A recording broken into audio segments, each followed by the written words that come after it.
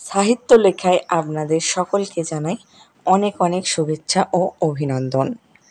আজকের আলোচ্য বিষয় হলো রাতে জোনাকি পোকা ধরতে নেই কেন।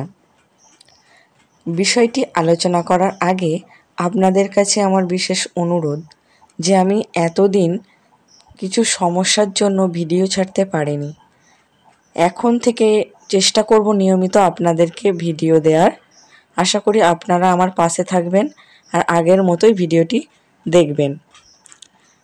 ভিডিওটি এবার শুরু করা যাক।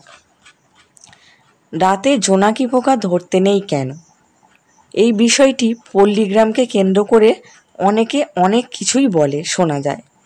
শহরের মতো পল্লীগ্রামে অত আলোর আর রমরমা নেই, সেই অন্ধকারেই জোনাকি পোকার দেখতে পাওয়া যায়।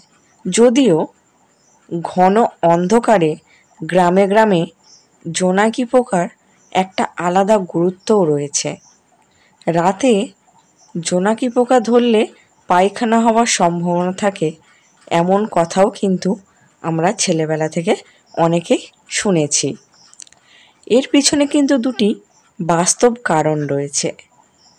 প্রথম কারণটা কি না, জোনাকি পোকা সামান্য হলেও নিশ্চিন্ত অন্ধকারে আলো দান করে। আবার জোনাকি পোকা যদি আমরা ধরে নিই তাহলে সেই সামান্য আলোটুকু পাওয়ার সম্ভাবনাও কিন্তু কমে যাবে। দ্বিতীয়ত কি না, জোনাকির দেহে একটি ফসফরাস ঘটিত যৌগ থাকে, যেটা আমাদের পেটে গেলে আমরা অসুস্থ হয়ে পড়তে পারি।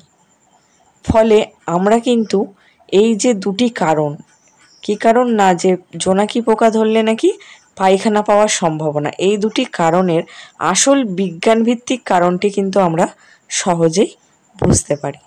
ধন্যবাদ, ভিডিওটি শোনার জন্য ধন্যবাদ। আশা করি চ্যানেলটি ভালো লাগলে অবশ্যই লাইক ও সাবস্ক্রাইব করবেন।